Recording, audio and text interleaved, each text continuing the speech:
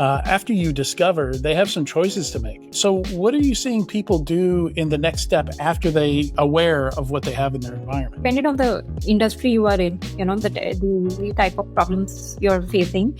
Because if you're in a very regulated industry, you'd want to block, any kind of sensitive action, any kind of AI activity as much as possible, and only allow things that falls under your policies. Versus like a non-regulated industry or much less regulated industry, you might want to start with more experimentation, and you might be okay allowing employees to use these AI tools to their maximum advantage. So it's very different based on industry.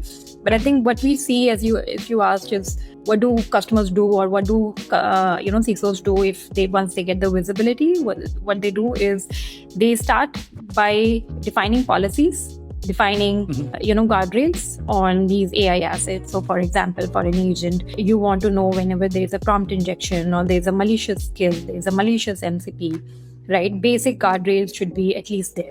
Then you'd want to either block it or alert for any kind of policy violation. So if there is a prompt injection and it's a critical vulnerability, you might want to block it. But if there is like a information disclosure kind of vulnerability, you might not want to probably block in the first instance. You might want to just keep it on the alert mode. So yeah, there are different kinds of strategies we see. I think in the beginning especially, most organizations are keeping guardrail policies more in the violation alert mode rather than blocking mode, and then they become more comfortable in sort of blocking guardrails.